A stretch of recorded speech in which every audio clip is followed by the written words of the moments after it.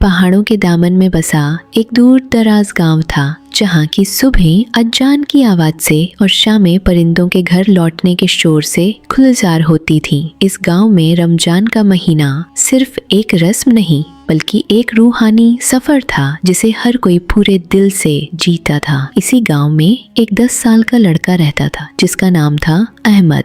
इस साल अहमद ने अपनी जिंदगी के पहले पूरे रोजे रखने की ठानी थी। सहरी के वक्त जब उसकी अम्मी उसे जगाती तो नींद पर काबू पाकर उठना उसके लिए एक छोटा सा जिहाद होता। लेकिन जब वो अपने दादा अब्बू के साथ दस्तरखान पर बैठता तो उसके चेहरे पर एक सुकून की चमक होती। उसके दादा अब्बू, जो गांव के सबसे बुजुर्ग और समझदार इंसानों में से थे, अक्सर अहमद को रोजे का असल मकसद समझाते। बेटा, वो कहते, रोजा सिर्फ पेट को भूखा रखना नहीं है, ये आंखों का भी रोजा है कि कुछ बुरा न देखो, जबान का भी रोजा है कि कुछ बुरा न कहो, कानों का भी रोजा है कि कुछ बुरा न सुनो। जब इंसान अपनी हर ख्वाहिश को अल्लाह की रजा के लिए रोक लेता है तो वो तकवा के करीब हो जाता है।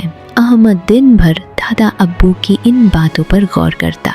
जब दोस्तों के साथ खेलते हुए गुस्सा आता तो वो अपनी जबान को रोक लेता।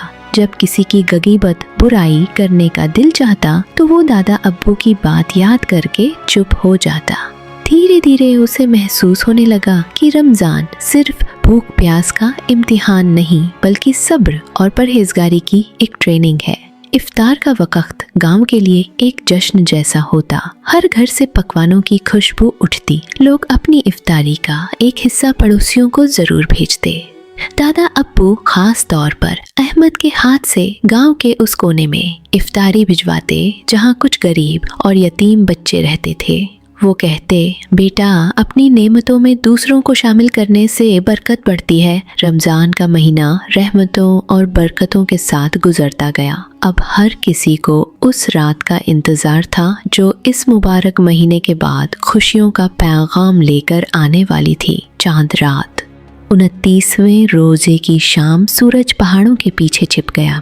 इफ्तार के बाद गांव के मर्द और बच्चे मस्जिद के पास वाले खुले मैदान में जमा हो गए जहां से आसमान साफ नजर आता था। सबकी निगाहें मगरिब पश्चिम के आसमान पर टिकी थीं। हर दिल में एक ही दुआ थी, हे अल्लाह, ईद का चांद दिखा दे। अहमद भी अपने दादा अब्बू का हाथ थामे खड़ा था। उसकी छोटी छोटी आंखें आसमान में उस बारीक सी लकीर को तलाश रही थीं। वक्त गुजरता गया, अंधेरा गहराने लगा, लोगों में मायूसी फैलने लगी। तभी मस्जिद के इमाम साहब की बुलंद आवाज गूंजी, अल्हम्दुलिल्लाह, मुझे चांद नजर आ गया है, आप सबको चांद मुबारक। ये सुनते ही पूरा माहौल नारों से गूंज उठा, ईद मुबारक, चांद मुबारक। लोग एक दूसरे से गले मिलने लगे। बच्चों की खुशियां तो देखने लायक थीं। अहमद ने उछलकर अपने दादा को गले लगा लिया। वो रुपहली लकीर, वो ईद का चांद उसे दुनिया की सबसे कीमती चीज लग रहा था। घर लौटते हुए अहमद बहुत खुश था। वो दादा अब्बू से कह रहा था, दादा अब्बू, इस बार मुझे बहुत सारी ईदी मिलेगी। मैं मेले से अपने लिए एक बड़ी सी गाड़ी और एक बंदूक खरीदूंगा। दादा अब्बू मुस्कुराए और उसका हाथ पकड़कर बोले, माशा अल्लाह, जरूर खरीदना। लेकिन बेटा, क्या तुमने कभी सोचा है कि ईद का असल मकसद क्या है? ईद का मतलब ही खुशी है और खुशी तब सच्ची होती है जब वो बांटी जाए। उन्होंने दूर एक छोटे से कच्चे घर की तरफ इशारा किया। वो देखो, उस्मान चाचा का घर। वो कई महीनों से बीमार हैं, काम पर नहीं जा पा रहे। क्या उनके बच्चों के लिए भी ईद उतनी ही खुशी वाली होगी? क्या उनके पास नए कपड़े या सेवियां पकाने का सामान होगा? दादा अब्बू की ये बात अहमद के दिल में उतर गई। एक पल के लिए मेले के सारे खिलौने उसकी आंखों से ओझल हो गए। उसके चेहरे पर एक सोच की परछाई आ गई। ईद की सुबह नूर की बारिश लेकर आई। पूरा गांव पाक साफ होकर, नए कपड़े पहनकर, इत्र की खुशबू में महकता हुआ ईदगाह की तरफ चल पड़ा। हजारों की तादाद में मुसलमान जब एक साथ सफ़ों में खड़े होकर एक इमाम के पीछे सजदे में झुके तो ऐसा लगा मानो आसमान से फरिश्ते इस एकता और भाईचारे के नज़ारे को देख रहे हों। नमाज और खुतबे के बाद जब लोग एक दूसरे से गले मिले तो सारे गिले शिकवे धुल गए। ये सिर्फ जिस्मों का मिलना नहीं, दिलों का मिलना था। घर आकर अहमद को सबसे ईदी मिली। उसकी जेबें नोटों से भर गई। वो बार बार उन्हें गिनता, लेकिन आज उसकी आंखों में खिलौनों की चमक नहीं, बल्कि दादा अब्बू की कही बात की सोच थी। उसने अपनी सारी ईदी ली और दादा अब्बू के पास गया। दादा अब्बू, आप सही कहते थे, मेरी खुशी तब तक पूरी नहीं होगी जब तक उस्मान चाचा के बच्चे भी खुश न हो। क्या हम मेरी ईदी से उनके लिए कुछ ले चले? दादा अब्बू की आंखों में अपने पोते के लिए फ़क्र और मोहब्बत की चमक आ गई। उन्होंने उसे गले से लगा लिया और कहा, बेटा, आज तुमने ईद का असल मतलब समझ लिया। यही तुम्हारे रोज़ों का और तुम्हारी इबादत का असल इनाम है। दादा अब्बू ने अहमद की ईदी में कुछ और पैसे मिलाए।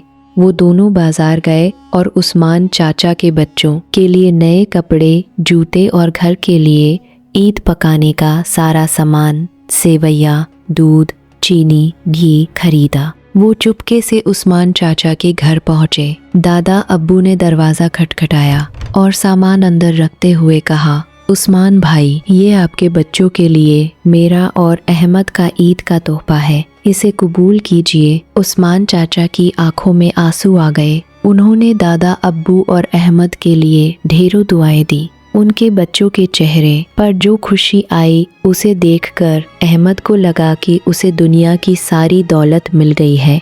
ये खुशी मेले के किसी भी खिलौने से कहीं ज़्यादा बड़ी और कीमती थी। शाम को अहमद मेले में भी गया, लेकिन अब वो सिर्फ मेले की सैर कर रहा था।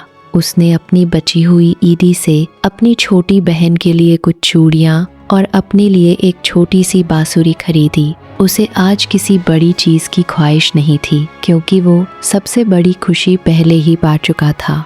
रात में जब वो अपने बिस्तर पर लेटा तो खिड़की से ईद का पूरा चांद मुस्कुराता हुआ नजर आ रहा था।